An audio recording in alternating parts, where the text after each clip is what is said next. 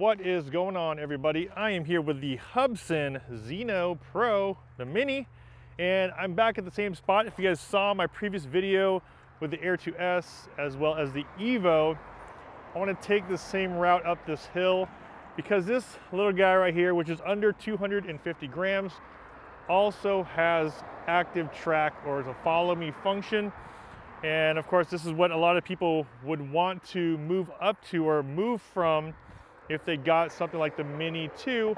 Of course, there's a lot of other factors, but I think this is definitely one of the ones that a lot of people want to see. I will be having a bunch of other videos comparing this one to the Mini and just talking about some of the features on this one. But I think for me, the first thing I wanted to do, how big of a difference is and how good or bad is the tracking on this little guy here, who's 249 grams, just like the MAVIC Mini and the Mini 2, except this one, like I said, has that obstacle avoidance and tracking. But before we get into this tracking video, a quick word from today's sponsor, Epidemic Sound. Now, one of the things I've learned over the years when shooting and editing, of course, is trying to keep your audience engaged, and that's where Epidemic Sound comes into play. Whenever you guys hear some background music or some sound effects in my videos, I get it all from the Epidemic Sound library. The great thing about Epidemic Sound is that they have high quality, royalty-free music as well as sound effects on their website, so you don't have to worry about losing monetization or copyright claims on your videos. They have personal plans for people like myself, just content creators, as well as commercial plans for businesses and freelancers. And the great thing is both plans give you access to over 32,000 songs and sound effects in their library. So if you guys want to enhance your videos with a little better sound design,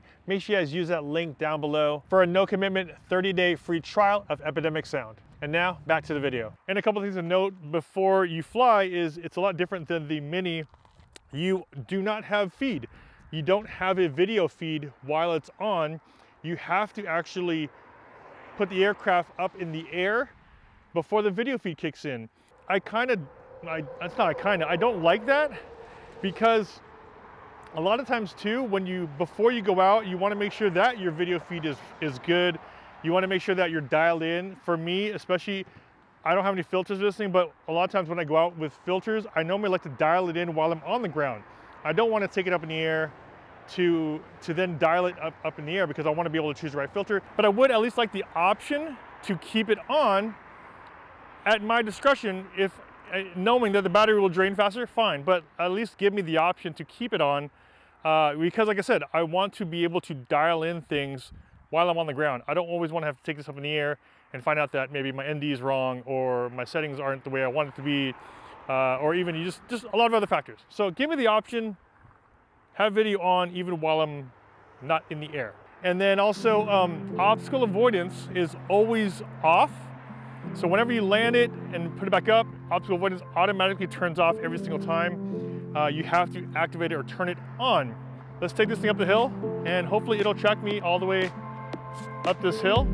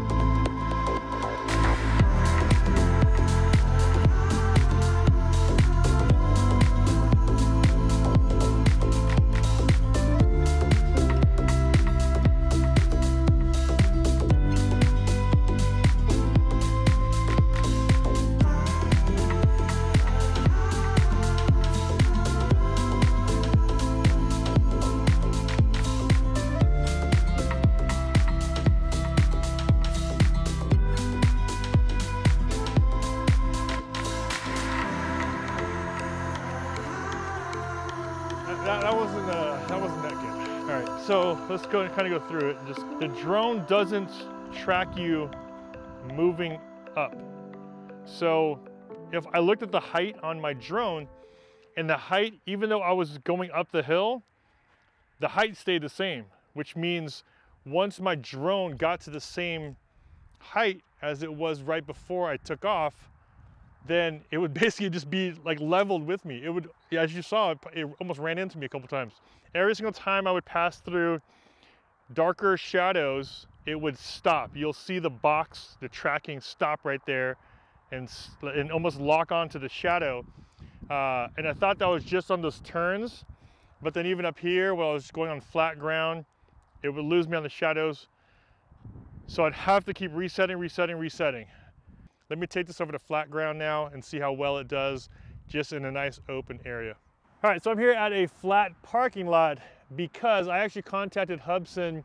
I did that run yesterday and I wanted to find out if there was something I was doing wrong. Contacted them and they let me know that it will not track you on elevation. So it won't rise with you. It won't ascend or descend with you. So let's see how it works here.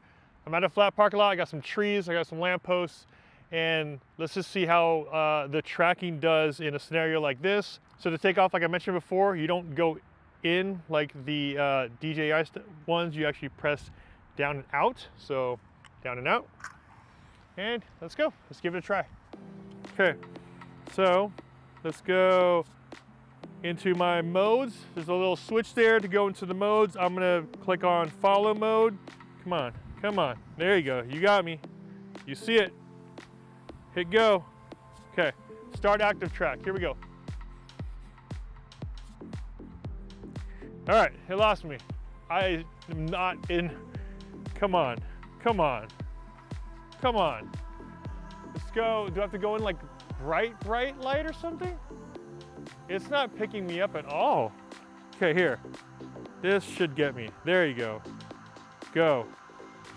Okay, let's follow. Follow me. Walking in some shade right now. Let's see if it'll still get me here. Coming up on some trees, but it's above the trees, so it should be fine. Like I said, I'm gonna try to go just on an open area at first, just to test it, and then we'll see how it does following me in you know, a few different scenarios. So open area, just like this, go for a little jog.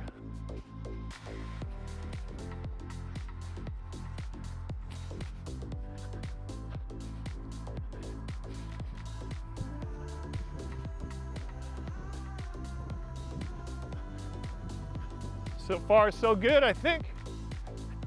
There you go, it lost me now. Okay. Right when I said so far, so good, it loses me. All right, let's do that again. Track me a little smaller. Go. Okay. Obstacle are detected, but it shouldn't be because there's not much here. Okay, let's see if it follows. All right, lost me in the tree. Okay, is it turning? Yeah, it's turning. Okay, so this should be fine. I have a nice open parking lot right here. Can't really get much better than that. And there you go. Why does it keep losing me? Come on, guy. All right, so let's do the same thing now, but this time let's use the follow me mode using GPS. So this should be better. Mobile strength is strong, altitude 7 meters, distance is 10 meters away. So it's right there. Let's see here. Let me go a little bit higher because I do want to go higher than the trees.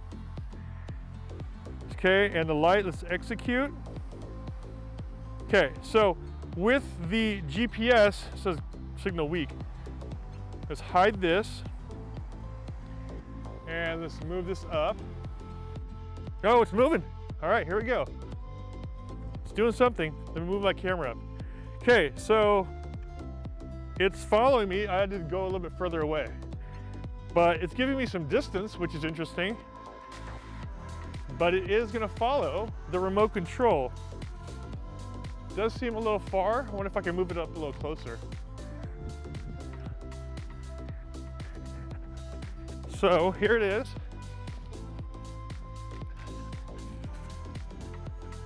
Doing the same thing. Quick run around here. So that's not as good as I'd like it to be because, and it's also kind of scary because it tracks you now and starts moving backwards and sideways, which means even if obstacle avoidance is on, it is not going to follow you.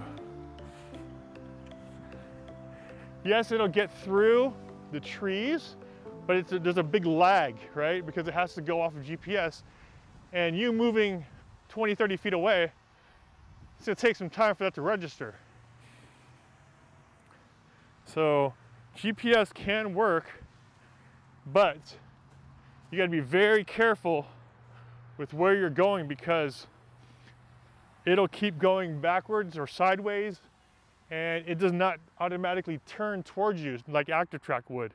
All right, so that was a very interesting test. And this is just my experience, guys. There might be, people might have a lot of different experiences with it. This is the main reason why I would want to, get this drone is because of the tracking feature. The first test I did, which is the hill, it wasn't able to track me because as you move up the hill, it doesn't change elevation. If I set it at that height and I'm riding up this hill, it's just gonna follow me until we meet. We eventually meet at that same height. However, just like my first test, it will still lose you in some of these pretty basic shadows. I mean, they're not extreme. I'm doing it at sundown right now, at sunset, so that I at least have it fairly even, but it would still lose me in a lot of those shadows. But I also tried the GPS. So GPS will not track you visually, it'll just track you based on your location on your device. But the issue I have with that is the drone will then move sideways or backwards and to try to find you. But the issue you're gonna have with that is there's no side sensors. So if you're using GPS and it had to go sideways, starts moving sideways, then you're definitely gonna risk crashing it. But I do like the fact that there is at least some basic obstacle avoidance on here. Whenever I fly it towards me or fly it towards a tree, it will automatically stop. Now, it doesn't have APAS like how the DJI ones go. If you were to fly this thing towards a tree, it just stops.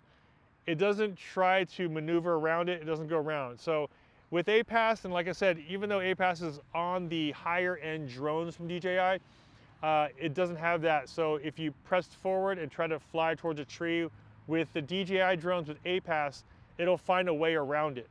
With this one, it'll just stop wherever it's at and then hover there. So, like I said, there's give and takes for everything. It is a much more affordable drone. It's a smaller drone. Technology is probably, of course, not just as advanced as some of the higher end platforms. So, kudos to them for at least adding it in there and getting you some basic obstacle avoidance and some basic active track. I believe if you're in a nice wide open area on a really bright sunny day, it'll probably track you a lot better than the scenarios I put it through. Can it be better? Of course it could be, but really cool that something at this small, this light, still has some of those more advanced features. That's about it for this first video of the Hubsan Mini Pro, guys. Just want to test out that tracking obstacle avoidance. As always, if you guys did get some value from this video, a big like would be much appreciated. If you guys want to see some more Mini Pro videos, don't forget to subscribe and hit that bell to be notified when I post new videos. This is Aljo with FlytPath.com. I'll see you guys in the next video. Take care. And also a shout out to our sponsor of this video, Epidemic Sound. Make sure you guys use those links down below if you guys want to get some royalty-free music for your videos.